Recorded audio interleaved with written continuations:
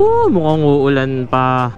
Sana hindi bumagsak. Anyway guys, Dongshi Vinci here. Quick intro lang kasi meron tayong dala-dalang seat assembly dito. Ang seat assembly na to is kay GG guys. Yan yung camelback seat niya. Dadaling ko siya kay Boss Mel kasi papapalitan ko siya ng cover. Meron kasing bagong cover ngayon sila Boss Mel custom seats. Ito yung K-series or yung Korean leather na based sa video na pinakita sa amin ni Boss Mel na in-upload ni Boss Mel sa kanyang Facebook page. Parang hinihiwa niya yung seat cover pero hindi napipigtas. Tinagurian din na anti-scratch or anti-pusa pa nga etong seat cover na to. Sobrang game changer na to kung sakali, lalo na sa mga may mga alagang pusa or napupunita ng seat cover. So ngayon ipapagawa ko to kala Boss Mel. Iiwan ko sa kanila tong seat assembly na to, pero hindi na siya camelback, ibang style naman. And saka ako na sasabihin sa inyo kung anong klaseng puwan ang ipapagawa natin. Punta lang tayo sa Boss Mel Custom Seats Dasma branch dito sa may Dasmariñas, Cavite. And iiwan ko lang to sa kanila, etong seat assembly na to. And siguro makakinabukasan makukuha na rin natin. So ganun pa man,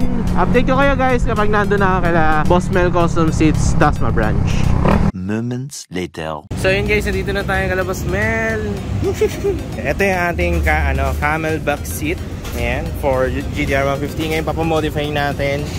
Hindi ko muna sasabihin sa inyo kung anong style, pero yun, pakita ko sa inyo yung K-series na cover. Ito, ayan, ganda ng texture. Leather pa rin siya pero mas makapal yata.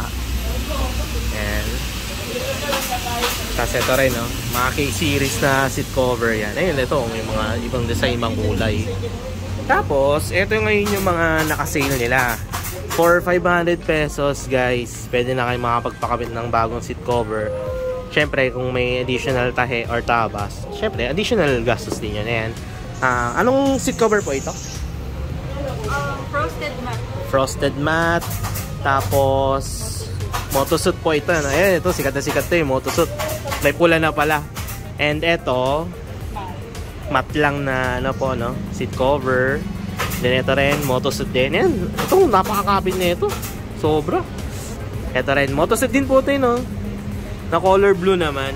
Ayan. So ayan guys, iiwan ko lang sa kanila to. Tapos, balitaan ko kayo anong sunod na mangyayari dito sa aking upuan na to, okay? So, ayun guys, naiwan na natin kala Boss Mel yung ating upuan. Bukas na lang natin kukunin. Then yun nga, meron silang sale ngayon na 500 pesos lang.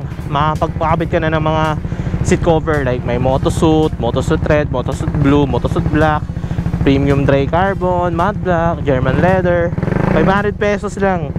Ganun kamura. Meron na kayong bagong seat cover. Syempre additional na lang din, additional labor fee pag magpapatabas and magpapatahe. Ngayon uwi lang ako. Bukas balikan natin kung ano mangyayari. Sa inyo siguro ilang oras lang, ilang segundo lang. Sa akin ilang oras pang abutin. So update ko na lang kayo guys kapag pipick upin na natin yung ating seat cover na pinagawa. So guys, ito na nga pala yung Boss Mel Custom Seats na pinagawa natin for Supra GTR 150. Ayan, medyo may pagka-umbok siya. Hindi siya yung literal na uten seat, no? Kasi iba yung design ng uten seat sa ganitong klaseng customized na seat. Ganun pa man, pinalagyan ko ng ganito para kahit pa paano, if ever na nag-heartbreak ako, hindi ako dumudulas, kumbaga. And speaking of dulas, grabe, napakakapit na itong na to, seat cover na to, kahit wala nang ganito. Hindi ako dumudulas. Kasi nung nag-ride ako, wala akong naramdaman na kahit anong dulas. Umuulan pa yun, umuulan pa yung biyahe ko na yun. And wala akong naramdaman na kahit na anong dulas sa seat cover na to. Kaya ako sabi ko, grabe naman yung kapit nito. Para siyang may pagka-motosuit na kapit. At the same time, meron siyang scratch resistant. Nung pinakita natin sa video na hinihiwa-hiwa ni Boss Mel yung seat cover, hindi naman siya napupunit, diba? Kaya ako sabi ko, kahit wala lang ganito, makapit pa rin yung kanyang seat cover. Tsaka ang kinaganda ba dito kala Boss Mel, kahit anong klaseng design na ipapadesign nyo, ipapakustomize nyo, pwedeng yung palitan din ng mga seat cover. Katulad nito, itong seat cover na to is hindi lang siya specific for ganitong klaseng upuan. Pwede siyang yung flat seat, pwede siyang camelback, ganyan. Yun ang maganda sa mga ganitong seat cover. Pwede mong mapakustomize. And speaking of seat cover, merong tatlong seat cover ngayon sila Boss Mel. Uten, meron silang Monte Carlo, meron silang K-series. Siyempre, meron din na ibang brands katulad tulad ng JRP, Motosuit, ganyan. Grabe, ang ganda ng kapit, ganda ng bigay na feedback. Kakita nyo naman sa quality ng stitches, oh. Sheesh!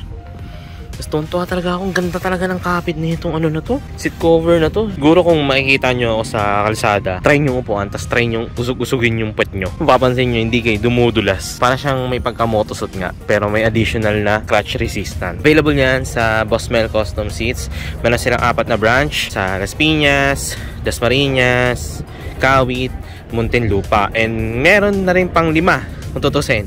Yan, pang 5 branch etong sa Pasig. Pero mag-opening pa lang sila. Kaya yung mga taga Marikina dyan, taga Ortigas, ganyan, at least mapapalapit na sa inyo ang Boss Mel Custom Seats. Hindi na kayo dadayo ng Muntinlupa or di na rin kayo dadayo ng Las Piñas, ganyan. I hope nabigyan ko kayo ng idea in regards dito sa aking pinagawa na upuan. Maraming salamat, Boss Mel Custom Seats, para sa malupitang paggawa na itong cover na to. May promo sila ngayon, may ongoing promo na for 500 pesos makapagpalit ka na ng seat cover. So yun, dito ko na tatapusin ang vlog. Maraming salamat sa pag-nood, sa pag-like, sa pag-share. Maraming salamat sa pag-comment. You all know drill. Ride safe. Peace out.